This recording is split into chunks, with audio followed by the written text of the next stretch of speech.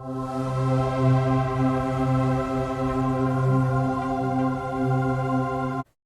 guys, welcome back to the channel. In this video, we're going to be talking about 6 places to put your emergency funds. So we built out the emergency fund with our first $1,000. Step number 2 was paying off the debt. So now we've gotten to the point where we have our $1,000 saved. We do have our debt consolidated and paid off. Now we're looking at number 3, which is the step of the emergency fund, guys. In this step, we're going to talk about 3 to 6 months of saving with your emergency fund and where you should put those funds. Before we get into the video, guys, click on subscribe. Let me know in the comments what you guys think about the videos. Give it a big thumbs up and let's go ahead and get into it. The first place, guys, online savings accounts. Now, this can be a traditional savings account that you have at some of your financial institutions. Now, one of the things that I would really advise from a financial counseling perspective is put the money somewhere outside of your regular transactional accounts. For instance, if you bank, at a traditional bank, putting or opening an account at another institution gives you an extra layer of protection or an extra hurdle to actually get those funds in the case of an emergency. If you have a checking account and a savings account at the same institution, savings account houses your emergency fund. It is super easy, guys, to dip in there once or twice just because of the funds being available in the same account. Traditionally, what I see is a lot of people, again, will open an account at another institution to kind of separate and segregate that emergency fund that we have built within there.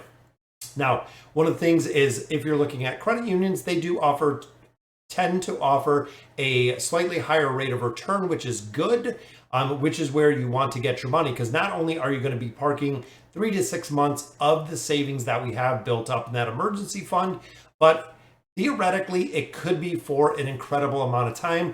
It could be weeks, it could be months, it even could be years that this money is going to be sitting in there. Now, one thing you do want to try to do with this, guys, is getting a little bit of return. That way you can kind of hedge out inflation.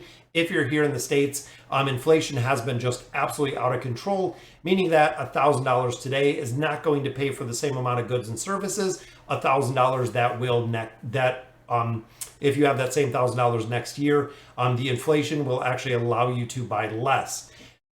Now, the second one that they really recommend is money market accounts. Traditionally, I do not like money market accounts. I would not do the money market accounts.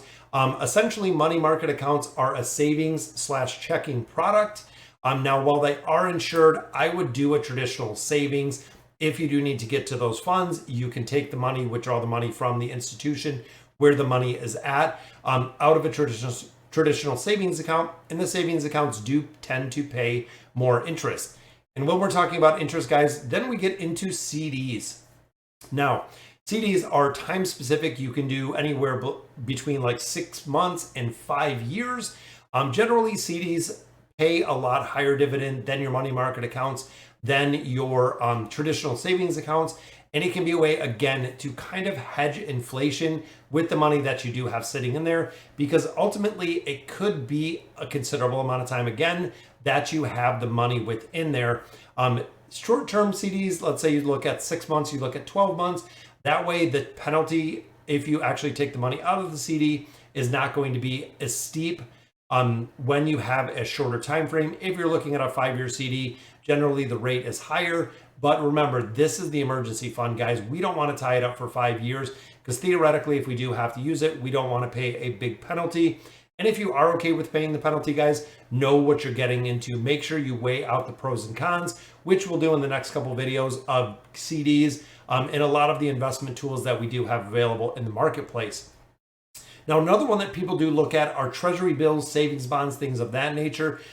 This can get into a lot more of the longer term savings and also the maturity rate, where you could get penalized if you cash them in too early. If you haven't had the bonds long enough, you have to have them at least 5 years for the redemption period to actually not pay a penalty on the redemption period.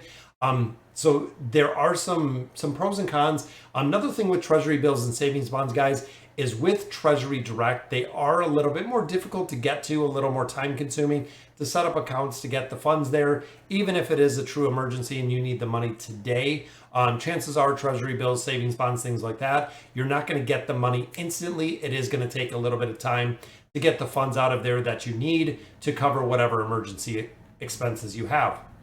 Next one we look at is mutual funds.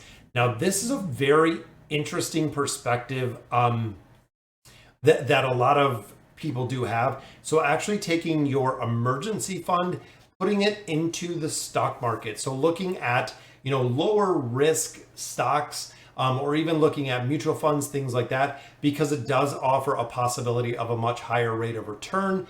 Mutual funds and specifically are generally less volatile than we see stocks. But again, not financial advice, guys. Seek a financial professional.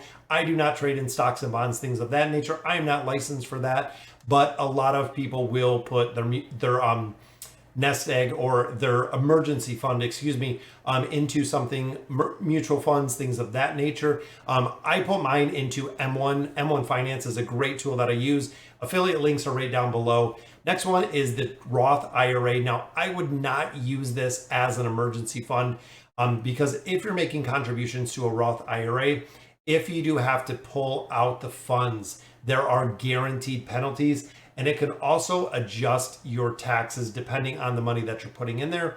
Some people do use Roth IRAs, traditional IRAs, things of that nature. Again, if you're putting contributions in there and you're under 59 and a half, you will have to pay a 10% penalty on the money you're taking back out, which again, a lot of people don't want to do. And there possibly could be tax implications with moving money, depositing money, taking money out of those IRA accounts. So just a couple thoughts, guys, on what you can really do with those emergency funds. Again, if you're setting aside 3 to 6 months of emergency funds, for some people, that could be a considerable amount of savings that we're setting aside, which is the reason, guys, we want it to be able to make a little bit more money, whether it is in a savings account, a high yield savings account, due to the balance that we have within that emergency fund, looking at money market accounts, looking at possibly doing CDs, even if you did, again, like a 6 or 12-month CD. I would highly recommend those as a place to really park this money, because again, we know exactly what this money is earmarked for.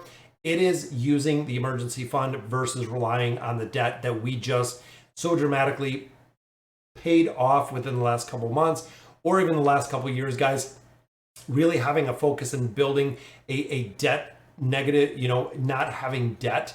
So essentially what's going to happen, guys, is as we continue kind of down our bucket list of trying to become completely debt free, at this point we are debt free short of a mortgage for most people, but really breaking out a budget, breaking it down on a monthly basis. Now we have our 3 to 6 months of an emergency fund. And in the next video, we're going to talk about getting into the investment aspect now that the debt has been completely paid off.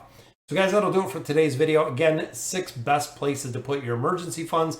Let me know in the comments what you guys think. And as always, thank you guys for watching.